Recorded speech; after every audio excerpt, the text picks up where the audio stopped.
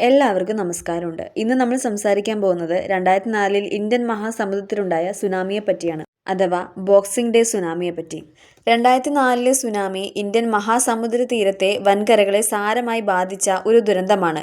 Indonesia, India, Sri Lanka, Thailand തുടങ്ങിയ രാജ്യങ്ങളിൽ വലിയ നാശനഷ്ടങ്ങളും ജീവഹാനിയും ഉണ്ടായി. ഭൂകമ്പത്തെ തുടർന്നാണ് ഈ സുനാമി ഉണ്ടായത്. റിക്ടർ സ്കെയിലിൽ 9.1 മുതൽ 9.3 വരെ തീവ്രമുള്ള ഒരു ഭൂകമ്പമാണിത്. ഏകദേശം 10 മിനിറ്റോളം ഭൂകമ്പം നീണ്ടുനിന്നു. സുനാമി 7 മണിക്കൂർ വരെ നീണ്ടുനിന്നു എന്നാണ് കണക്ക് കാണുന്നത്. തിരമാലകൾക്ക് 30 മീറ്റർ വരെ ഉയരമുണ്ടായിരുന്നു. ഇന്ത്യയെയും കേരളത്തെയും ഇത് സാരമായി ബാധിച്ചു. കേരളത്തിലെ കൊല്ലം, ആലപ്പുഴ തുടങ്ങിയ ജില്ലകളിലാണ് നാശനഷ്ടങ്ങൾ ഉണ്ടായത്.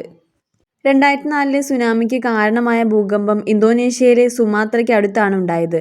റിക്ടർ സ്കെയിലിൽ 9.1-നും 9.3-നും ഇടയിലായിരുന്നു തീവ്രത. ഇത് ചരിത്രത്തിലെ ഏറ്റവും വലിയ ഭൂകമ്പമായി തന്നെയാണ് കണക്കാക്കുന്നത്.